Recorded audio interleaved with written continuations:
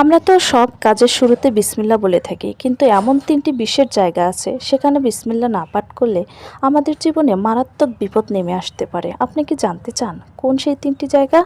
তাহলে অবশ্যই ভিডিওটা পুরোটা দেখবেন, আর ইসলামকে ভালোবেসে অবশ্যই ভিডিওতে লাইক কমেন্ট শেয়ার করে অন্যদেরকে জানিয়ে দিবেন।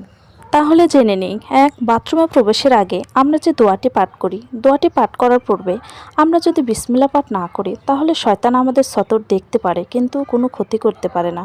আর যদি বিসমিল্লাহ পাঠ করে তারপর দোয়া পাঠ করে বাথরুমে প্রবেশ করি তাহলে শয়তানের চোখ অন্ধ হয়ে যায়, সে দেখতেও পারে না আর কোনো ক্ষতিও করতে পারে না। 2. খাবার গ্রহণের আগে, খাবার খাওয়ার শুরুতেই আমরা যদি বিসমিল্লাহ পাঠ না করি তাহলে আল্লাহর রহমত সেই খাবারে থাকে না, আর ইবলিস শয়তান সেই খাবারে অংশগ্রহণ করে। নাম্বার 3, আমরা যখন ঘর থেকে বের হই তখন ঘর থেকে বের হওয়ার আগে যে দোয়াটি আছে, বিসমিল্লাহি তাওয়াক্কালতু আলাল্লাহি ওয়ালা হাওলা ওয়ালা কুওয়াতা ইল্লা বিল্লাহ, এই দোয়াটি পাঠ করার আগে অবশ্যই আমরা বিসমিল্লাহ পাঠ করব। রাসূল সাল্লাল্লাহু আলাইহি সাল্লাম বলেছেন, যে ব্যক্তি ঘর থেকে বেরোনোর সময় এই দোয়াটি পাঠ করে তাহলে সব বিপদ থেকে সে নিরাপদে থাকবে ও ইবলিস শয়তানও তার কোনো ক্ষতি করতে পারবে না।